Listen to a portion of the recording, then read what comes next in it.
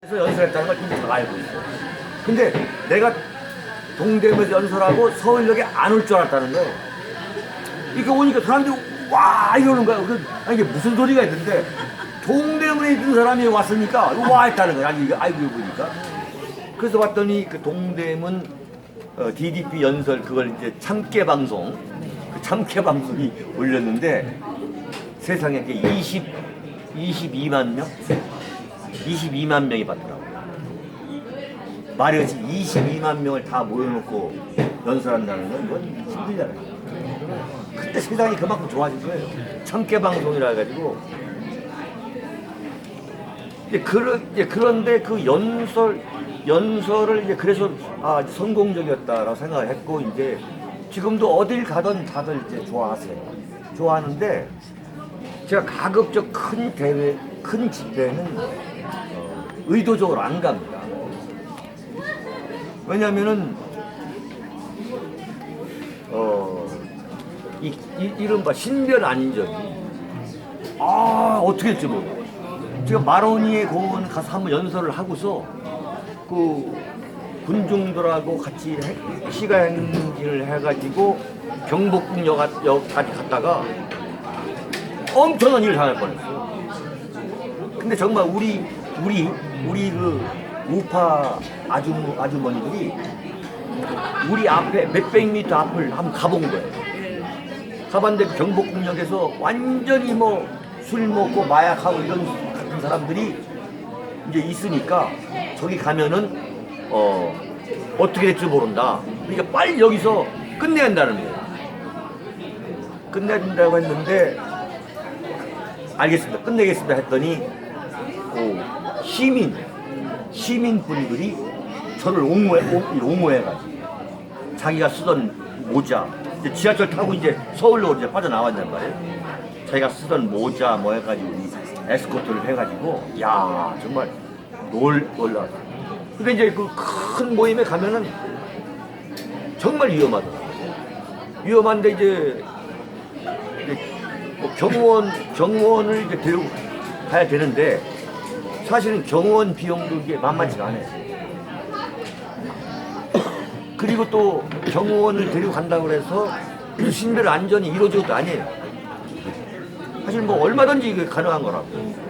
하여튼 그런저런 우려 때문에 가급적 조그만한 거, 그러다 보니까 지방에서 열리는 거, 뭐 이런 것도 하게 되고 있는 건데, 제가 한번 이제 말씀을 드렸는데,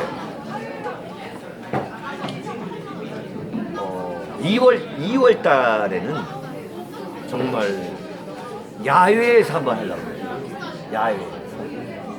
야외에서 제가 한번 오셔라 라고 좀, 그때는 이제 방송이 있으니까 윤창중 관람사 TV가 있잖아요.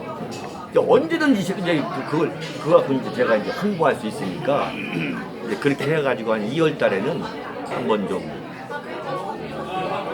이른바 아웃도어에서 한번 집회 신고 해가지고 한번 해보면 어떨까, 그런 생각도 한번 하고 있어요.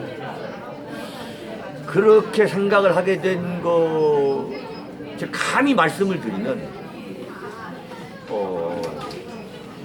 연사들이 많은 국민들이 어렵게 발걸음을 하셨는데 좀 불필요하게 시간을 좀 많이 좀 허비한다는 느낌이 좀 들더라고요. 제 개인적으로는 좀 이게 미안하더라고요.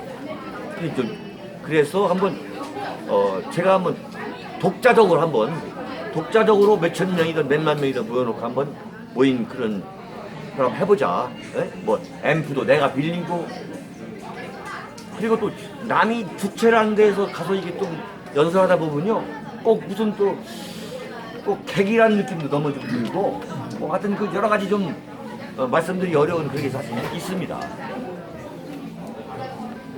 그래서 오늘 이런 모임을 좀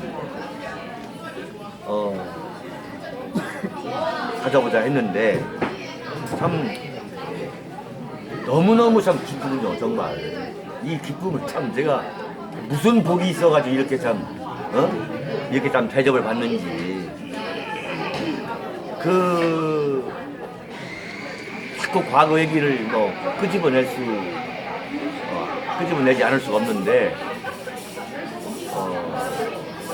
진짜 3년 6개월 4년 전보다 지금 좋아하시는 분들이 더 4배가 늘으신 것 같아요. 참 뭐 어딜 가나 참 좋아하시는 분들이 많다는 걸 제가 발견하게 되면서 참 행복하다. 네? 참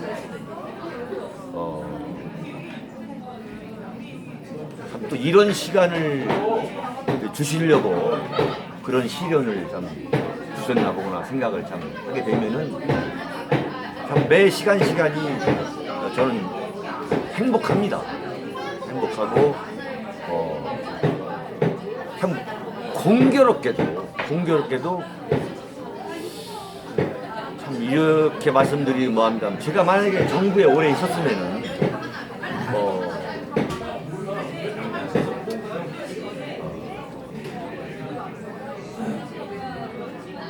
일단은 제가 아마 이 자리에 없을지도 몰라요.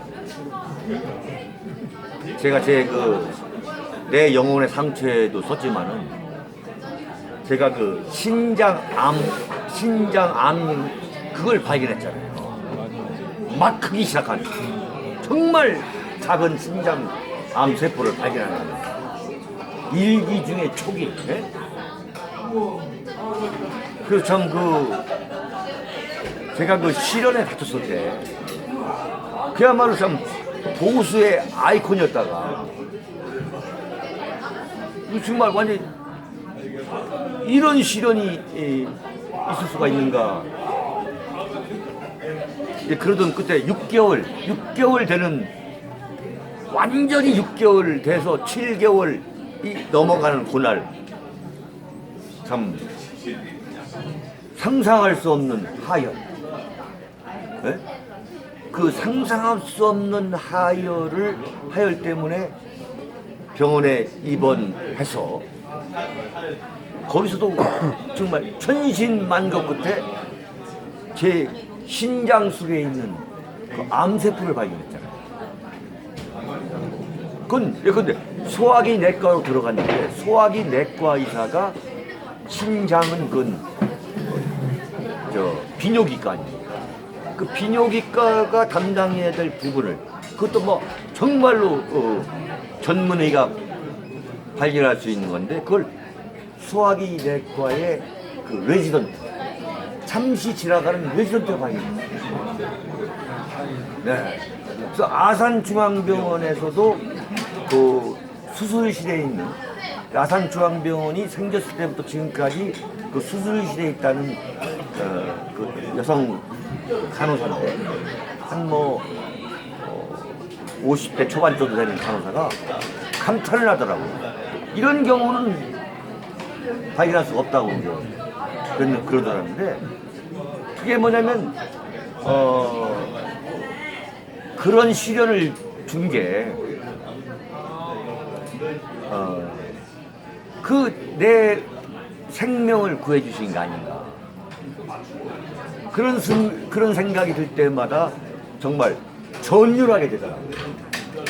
제가 지금 갖고 있는 생명에 대한 그 고귀함에 대해 전율할 뿐만 아니라 그 생명을 연장해 주신 그 누군가가 있을 거란 말이에요. 누군가가. 저는 이제 신이라고 보는 거예요. 이런 것 때문에 이러한 비극적인 드라마가 시작됐구나. 네? 그래서 저는 그 3년을 헤쳐나오면서 나머지 2년 반은 굉장히 저는 어떻게 보면은 영적으로 제가 굉장한 행복감 속에서 사실 2년 반을 보냈습니다. 그러니까 새로운 생명을 주실 거 아니에요. 만약에 제가 청와대에 있었다면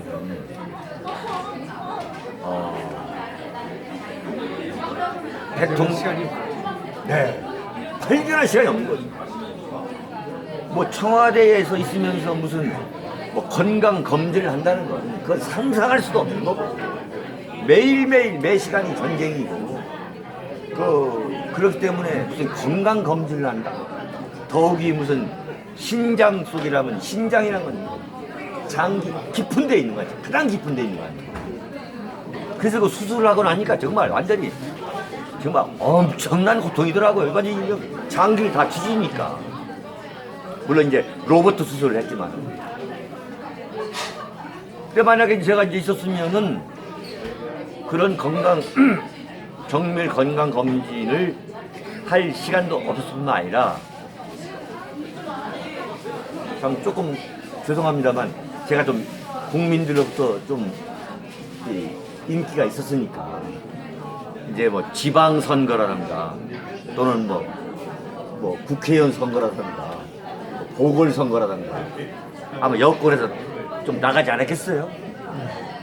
그럼 나가다가 뭐 한 1년, 2년 지내다가 도저히 건강이 안 받쳐져서 이제 병원에 입원해서 보니까 이제 무슨 뭐 신장암 말기다 이래가지고 이제 그 돌아가신 분이 이제 소위 말하는 다 아시는 그 김윤환 의원, 김윤환 대표. 김윤환 대표는 제가 글을 썼습니다만 저하고 굉장히 가까운 정치인이셨는데 소위 말하는 이제 정치라는 것은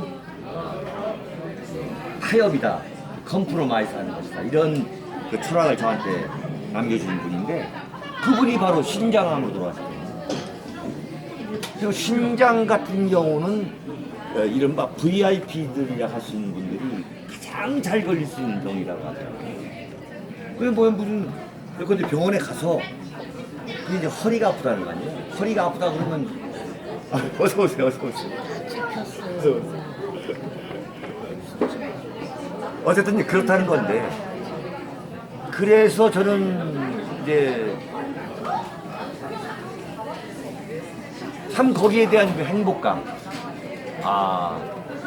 내가 이렇게 참 파란만장하지만 신이 나에게 또다시 생명을 주신 것은 참 얼마나 감사한 일인가. 이제 그러면서 개인적으로는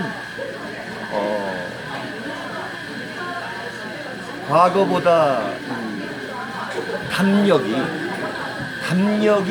굉장히 커졌어요. 제가 담력이 굉장히 큰 이른바 배짱이 굉장히 큰 사람인데 그러니까 싸웠을 거 아니에요. 그러니까 뭐 글을 이렇게 썼을 거 아니에요. 종북 막 이런 세력봤어. 그런데